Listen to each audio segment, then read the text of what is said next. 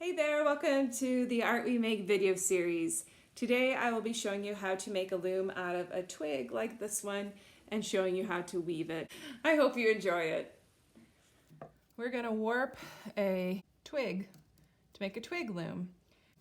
Now you could trim these so that you don't have all this extra drama over here, but if you like the drama, keep it.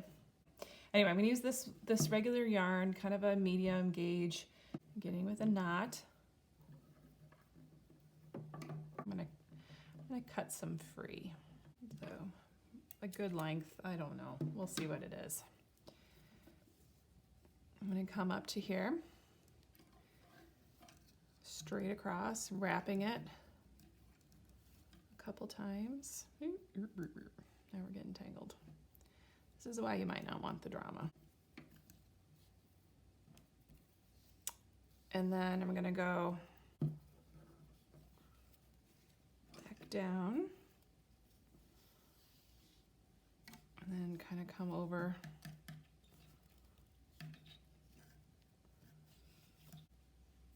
All right, so I'm gonna finish it up here, I think. I think this is gonna be good. Wrap it around a couple times. So throughout this, I was just trying to keep my tension as snug as possible, and wrapping it around at the end will maintain that tension. And now I'm gonna secure it with a knot. So for this kind of a loom, it's great to do with kids because there's a built-in handle. It's a small piece. Today I'm going to use t-shirt yarn or tarn, which is just basically t-shirts that have been cut into strips. It weaves quicker, so again, with kids, this is a great one. I like to use a tapestry needle like this, just to help thread. I think you could probably use those plastic needles too. And I'm gonna just cut a random length of the t-shirt yarn. I'm gonna start at the end. I'm gonna wrap this in. I'm just gonna weave this end in. You could do this at the end of your weaving too. I'm gonna go over, I'll scooch you guys down, over and under, over, under, over, under, just like yellows are a little unwieldy. I'm gonna use my fingers to pull everything down, snug.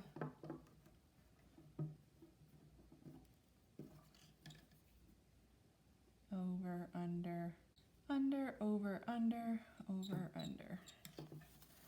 Okay. I keep making a screechy noise with the stick. I'm gonna go back the same way over. So now we're going my left to right.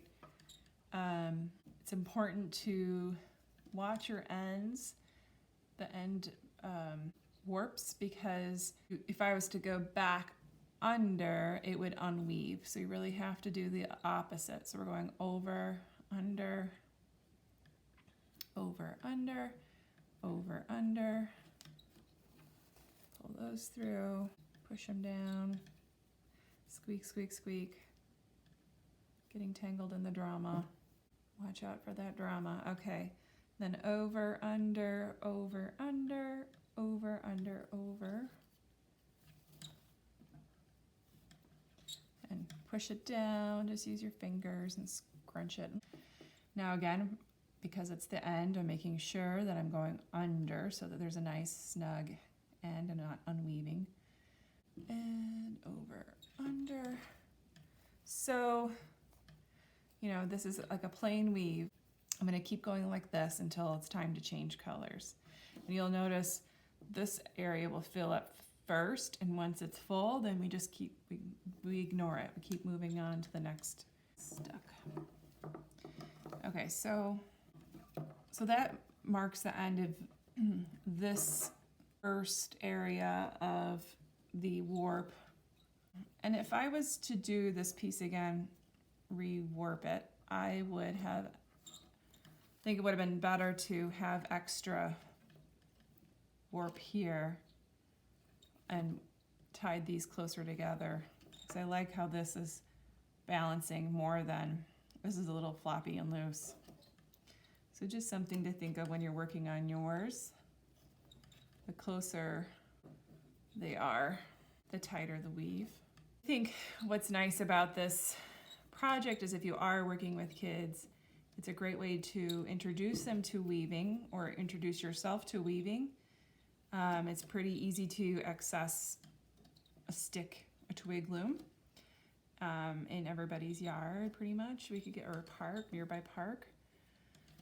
And weaving is great because it teaches patience. You know, you have to get into a rhythm. You kind of have to go within and start just kind of getting into a contemplative mode, and then things just flow.